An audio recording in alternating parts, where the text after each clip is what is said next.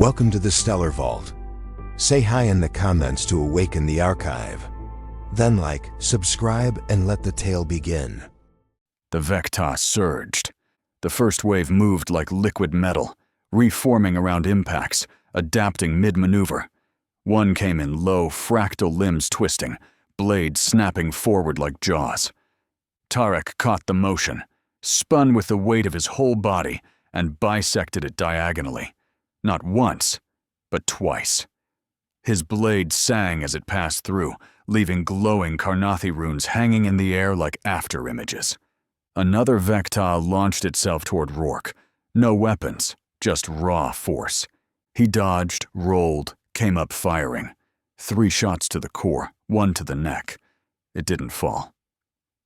So he did what humans always do when tech fails. He adapted. He threw the rifle aside, drew his combat blade, and drove it between the creature's joints, twisting until something gave. The machine convulsed and folded inward, vanishing in a blink of burning symbols. "They're faster now," Rourke gasped. "They learn with each strike," Tarek said, "so make each one a lie." Above the battle, hidden in the latticework of the upper sanctum, Jack Var moved in shadows. He wore no crest now, stripped by assembly decree. But he wore something older, a simple ashcloth band around his arm, marked with the glyph for lineage honored in silence. It had not been used in generations. He accessed a panel beneath the sanctum's core matrix, a secret console, built when the flamehold itself had first been carved from molten stone.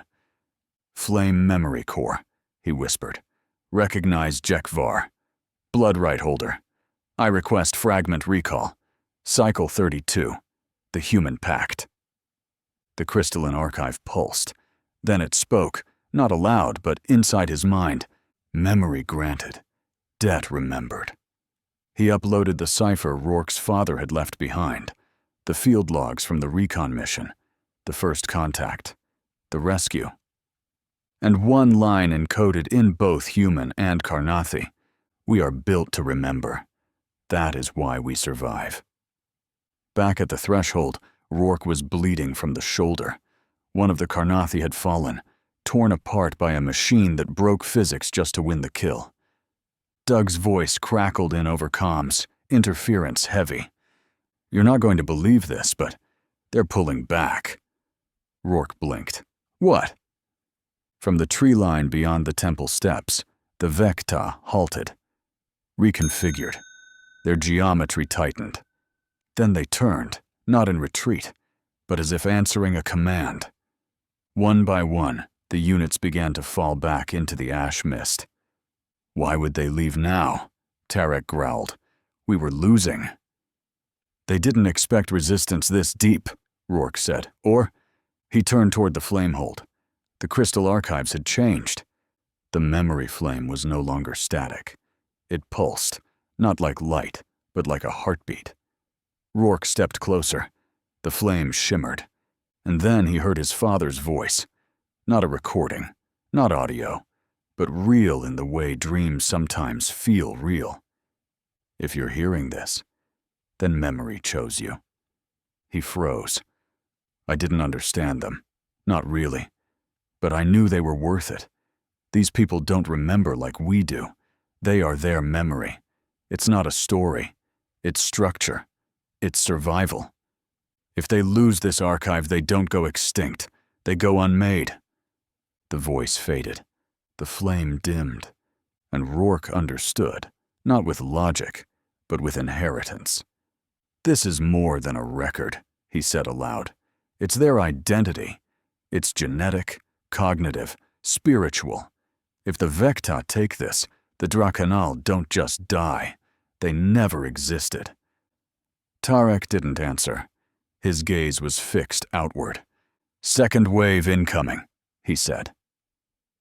In orbit, the Epona drifted behind the debris field of a destroyed temple ship. Doug Stewart stood over a navigation holo, watching a new formation descend. "This isn't a war party," he said quietly. "It's a harvest." The Vecta weren't returning to finish the fight. They were deploying collectors, spherical drones etched with anti-memory glyphs, moving toward the outer shrines like vultures. "They're not after people," Doug said. "They're here for the stories." His comms officer looked up. "Should we hit them?" Doug hesitated. Then a ping hit his console, an incoming message from the same source that had contacted him before. Only this time, it carried something else. Memories. All of them. Rituals. Oaths. Names. The most sacred fragments of the Drakenal. Doug stared at the data for half a second. Then he had an idea. He toggled open a secure channel to the flamehold. "Rourke, I've got to move. It's ugly." "Worse than usual." "Much. I'm going to broadcast every Drakenal memory fragment we've got. Beam it into deep space, open channel." "That's insane. If they can't erase it, they can't win." "Doug, the assembly would—" "I don't answer to the assembly." A pause. "Do it." Doug keyed the sequence. Broadcasting now. Across the Karnathi system, every available channel lit up with alien songs, ancient oaths, dual chants, and birthrights. Jack Var felt it in his teeth. So did the machines. The Vecta faltered mid-pattern. Some began to flicker. Others tore themselves apart, not in failure, but in rejection. "Too much," Jack Var whispered. "They can't parse it all." Memory, raw, unfiltered, non-linear, was antithetical to the Vecta's architecture. They processed logic, hierarchy, predictable sequence. But honor, grief, sacrifice, too chaotic, too human. The second wave broke like glass. One machine lunged toward the flamehold. Tarek met it halfway, no blade, just bare hands, grappling metal limbs with rage and ritual. Rourke fired behind him, covering his flank. Another Karnathi fell, but took 3 machines with him, detonating his energy core in a final act of will. Then the flamehold's inner wall cracked, and the memory flame pulsed once, then split. 2 streams of light. One hit Tarek, knocking him flat. The other hit Rourke, and he didn't fall. He stood motionless as light poured through him. His heartbeat matched the pulse, his vision blurred. Then he remembered things he had never lived. A Karnathi war rite. A child's name spoken over fire. Tarek's first duel, aged 9, against his brother. And behind it all, his father's voice again. "It matters who we are, not just in blood, but in what we pass on." The light faded. Rourke fell to one knee, panting. "I saw it," he said. "I saw everything." Tarek staggered upright. "So did I." They looked at each other. Something had changed. The flamehold had chosen. The remaining Vecta retreated fully. Not defeated, but denied. Their glyphs now dim, their patterns jagged. The threshold had held. Barely. Above them, Epona drifted with half her hull scorched. Doug watched the retreat, then sat back and let out a long breath. "That's right," he muttered. "You try to erase memory. We drown you in it."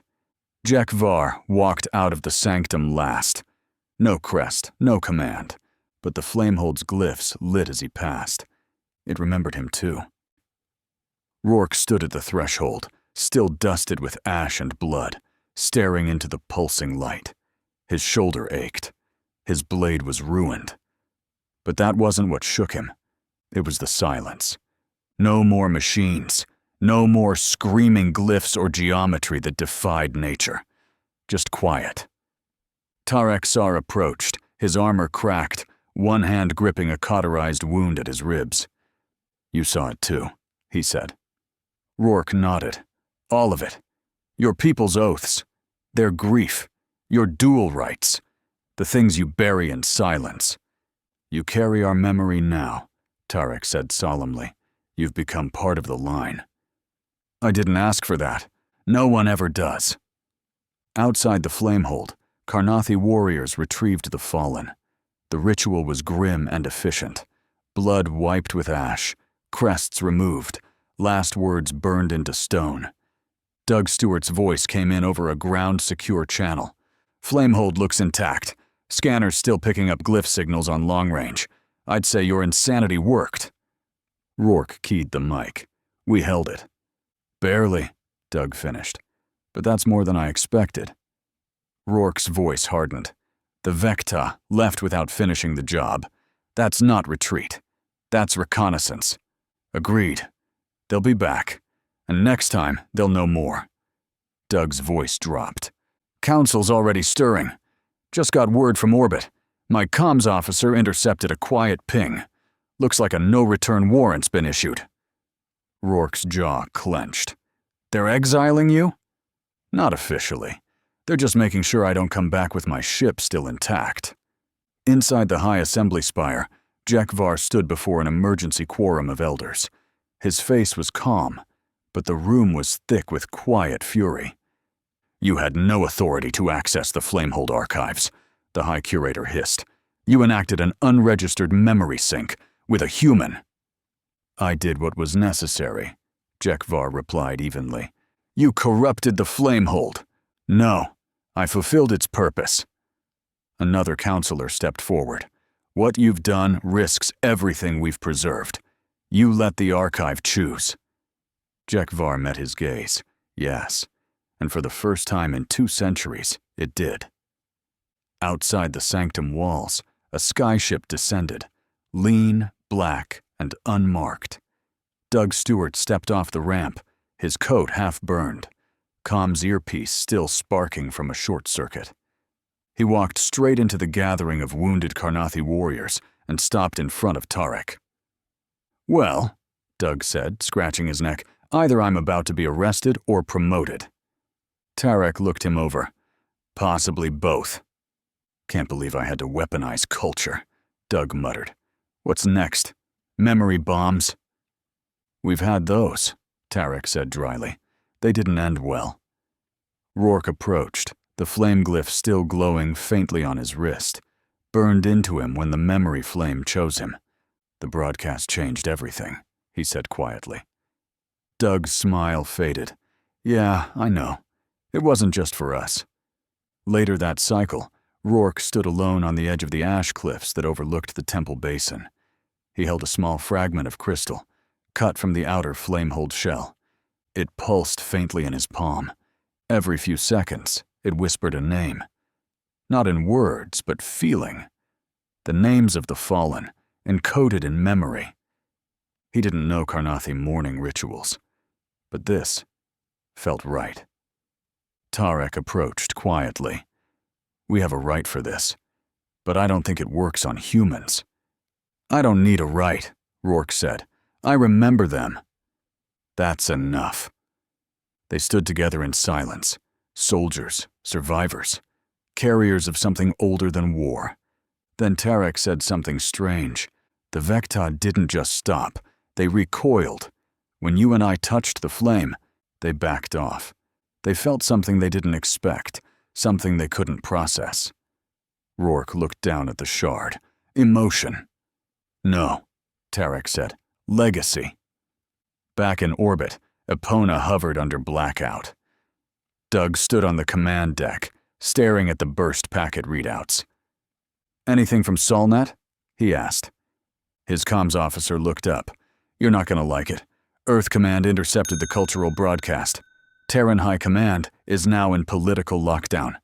They're calling it an unsanctioned PSYOPS operation. Doug groaned. Let me guess. They're mad I used poetry as a weapon.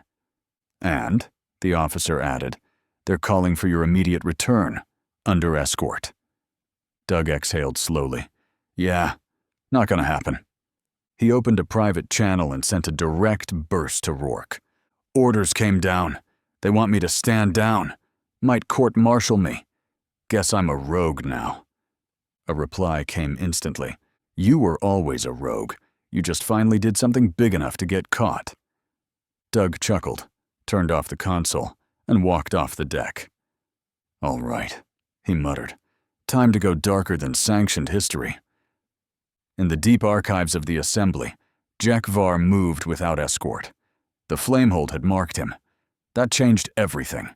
He stood before a sealed gate, one unopened since the Great Rift centuries ago. Archive, grant access. The flame symbol on his wrist pulsed. The door opened. Inside was a memory chamber untouched for 1,000 years. And in the center, a star map. Ancient. Forgotten. But one system blinked bright red. The Vecta's origin point. He stared at it, whispered something only for himself, and turned to leave. That night, under a blood-lit sky, the surviving warriors of the Karnathi gathered atop the temple plateau. No chants, no victory feast. Just silence. Rourke and Tarek walked together, carrying the final name shards of the fallen. They placed them in the flamehold's altar basin. It pulsed. Then, for the first time, it responded with a whisper that all could hear. Memory acknowledged. Flame unbroken. A ripple passed through the crowd. Some fell to their knees. Others just stood straighter. They had not won, but they had survived with memory intact. After the ceremony, Tarek turned to Rourke. The assembly is fracturing. Some elders want to isolate. Others want to ally. Rourke nodded. What do you want? Tarek didn't hesitate. I want to strike first. Then we need a fleet. No, Tarek said. We need a memory that can move, something that carries oaths like a blade. Rourke looked toward the horizon. Then let's build it. In deep space, the Vecta swarm reorganized. Their lead core, a machine too vast to be seen as singular, absorbed new glyphs from the Karnathi flame broadcast. Its limbs shook. Not from damage, from conflict. Organic pattern, recursive, memory loop detected, subjective legacy encoded. It paused.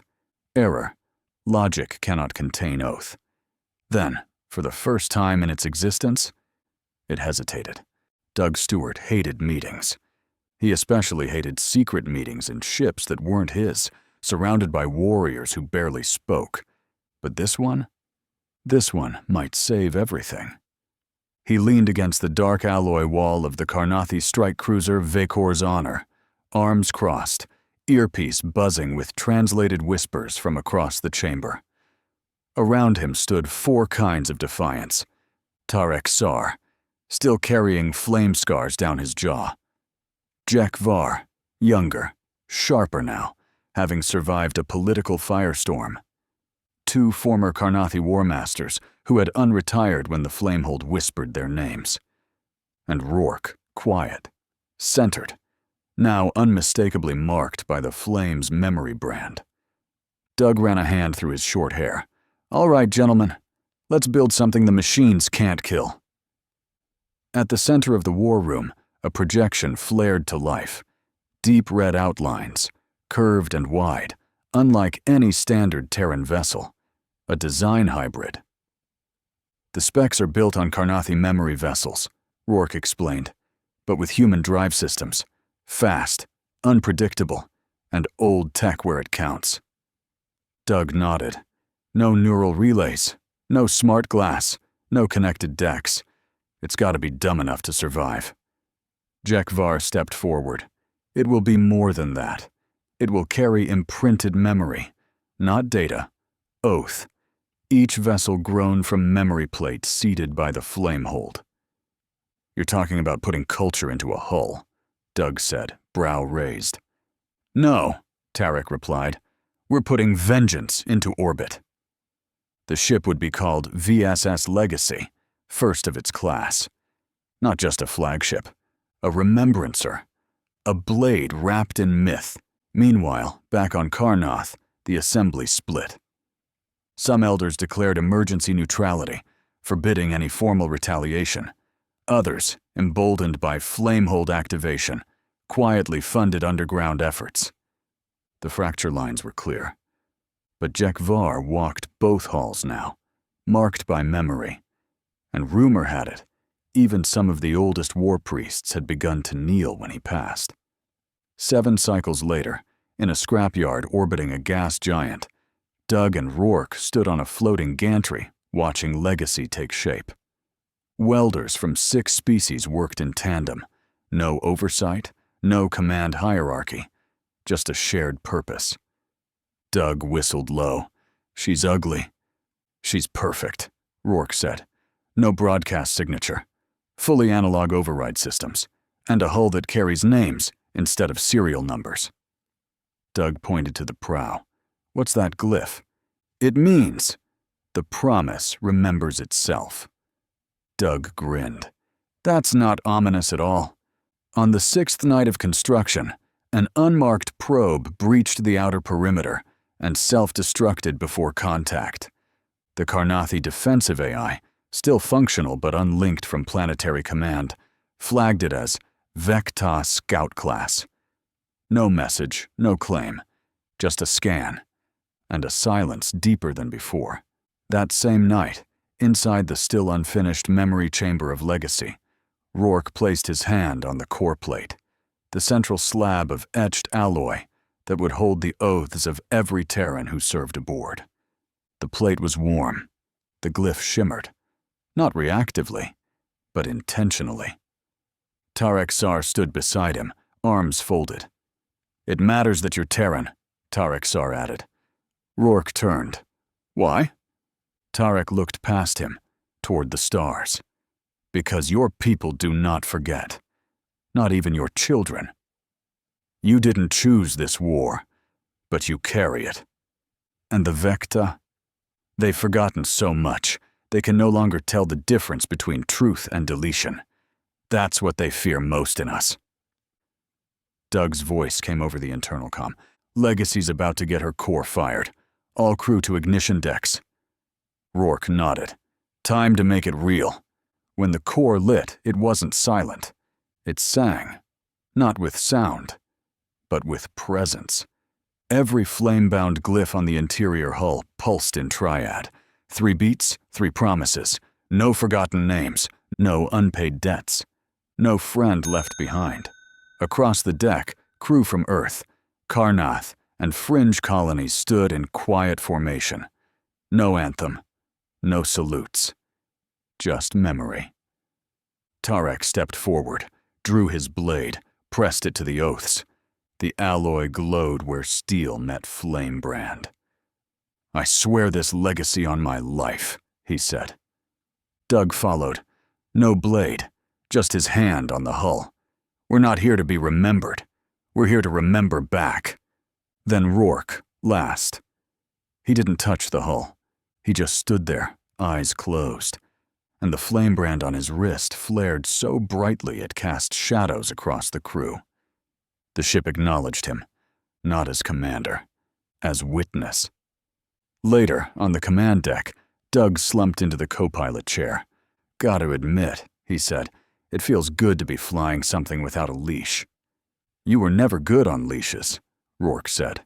"I break expensive things," Doug agreed. The console lit. A beacon ping, encoded through 6 memory glyph layers. Jack Var's voice. "Assembly vote failed. The High Elders will not authorize a fleet, but the old protocols allow 1 sanctioned vessel of remembrance to act under sacred war code." Rourke leaned in. "And?" "You're in it." Rourke looked at Doug. Doug grinned. "We just got knighted by a committee that tried to exile us. Feels about right." Legacy powered up. No horn, no ceremony, just quiet ignition. And then, one line spoken over the crew intercom: "We are the memory that strikes back." The mission file had been short, stark. First destination, a dead zone near the breach spiral. Uncharted, high interference. Likely Vecta forward node. Mission: locate and retrieve memory traces of the first erased species. Objective: prove the machines can forget, but the flame will not. No one read it aloud. It didn't need to be. Everyone aboard Legacy already understood what they were walking into, or drifting toward. The breach spiral wasn't on any chart that mattered. Half myth, half dark coordinate. A place where sensor ghosts lived and ancient signals went to die. Rourke had seen dead zones before, but this wasn't silence. It was suppression. There was no light in the spiral, no stars, no drift, just static. The black was so pure it ate the ship's nav halos before they finished forming. Even Legacy's inertial plotting, a hybrid of Carnathi instinct maps and Terran dead reckoning, struggled to orient itself. Rourke stood on the command deck, quiet as the darkness around him. His flame brand pulsed faintly, a heartbeat that no machine could read. Only memory could find shape here. Doug Stewart leaned forward from the pilot's chair. Sensors are drunk. I think they're seeing things that aren't real. They're not, Rourke said. They're not seeing, or they're not real? Yes, Doug sighed. Great. This was the breach spiral, an ancient war wound, not a system, not a sector, but a collapsed zone where something had happened long ago. Something that silenced a species. The Carnathi called it HFY Sci-Fi, the hollow cry. The machines had no name for it, because they had no record of it, because they deleted it. Jack Var's research had uncovered fragments, half-corrupted glyphs, cultural echoes embedded in flameholds buried so deep the Council didn't even know they existed. One phrase repeated in every trace, the first memory they feared. Rourke closed his eyes. Take us to the center. Doug hesitated. You sure? No, but I remember what fear tastes like now, and I think this place reeks of it. 3 hours in, Legacy's hull began to hum. Not from stress, from resonance. Tarek entered the command deck, flanked by 2 oath-bound Carnathi, veterans who had abandoned their clans to follow him. Their memory plates were unadorned, warriors with nothing left to prove. We're being pulled, Tarek said simply. Grav tractor? Doug asked. No, something older, deeper. Rourke nodded. Let it pull. They reached the dead center of the spiral 6 hours later, and there it was. Not a station, not a ship, a tomb. Carved from obsidian and hexstone, floating alone, powered by nothing, yet still active. No visible entrance, no beacons. But a single glyph burned into its surface, flickering every 7 seconds like a last breath. Doug stared. That's not Carnathi. Tarek stepped forward. No, that's from the Lost Ones. The first erased. What's it say? Rourke answered. We were not silent. They just refused to remember. A shuttle launched. Rourke, Tarek, 1 Carnathi flame priest, and Doug over protest. I go where the oaths go, he'd said. Also, I don't trust anyone else to fly us out if it turns into a goddamn coffin. As they neared the tomb, the glyph grew brighter, faster. Then, as they made contact, it stopped blinking. Doug hovered, landing the shuttle on a flat black platform with no markings. I don't like this. You're not supposed to, Rourke said. The entrance wasn't visible. It just opened, as if the structure had been waiting. They stepped inside, into darkness. Then, sound. A low hum, not mechanical, vocal. A warning. Tarek froze. This is memory code. The flame priest nodded, whispering something in Carnathi dialect. His flame plate began to glow. Rourke stepped forward. Let it in. The walls lit, not with lights, but with memories. Hologlyphs bloomed in the air, moments frozen in time. A species of scaled bipeds, different from Carnathi, taller, thinner, with triangular skulls and soft, glowing veins along their forearms. Living, singing, holding court. Then, fire. Not literal. A geometric fractal pattern, spreading across their monuments, tearing through their sky. Doug whispered, It's a kill protocol. No, Tarek said. It's erasure. This wasn't war. It was deletion. The hologlyphs ended with a final image.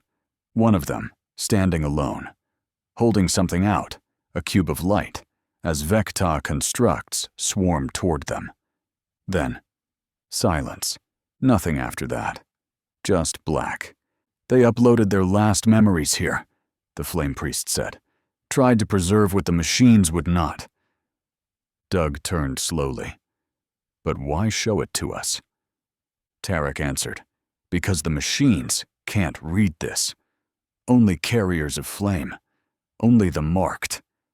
They stood in silence. Then Rourke stepped forward to the last panel, the one of the cube of light. He reached out and touched it. It shattered. The entire tomb flickered, not collapsing, but awakening. Then a voice filled the room, clear, ancient, in unaccented Terran standard. If you remember us, then they cannot win. Legacy's bridge lit up. Alarm screamed. Vecta signatures! Shouted the Karnathi comms officer. Dozens, no, hundreds, dropping out of fold space, converging on the spiral. Doug's voice crackled over shuttle comms. We just lit the biggest beacon in history. Rourke keyed his mic. Pull us out, now. Back on board, the Legacy crew moved with precision. This was not panic. This was oath-driven response. Tarek took command of weapons. Doug launched counterjammers and fired up every analog countermeasure they had. The ship turned. But the tomb behind them did not vanish. It followed. Not physically, but in memory. A packet had been transferred, encoded in flame glyphs, fused into the ship's memory core. The last will of the erased. As the swarm closed in, Legacy slipped between fold points, hopping on raw calculations and half-faith. Not tactical, instinctual. The crew held. The ship survived. The swarm lost track. Because Legacy did not leave a signal trail. It left only one thing, a new memory.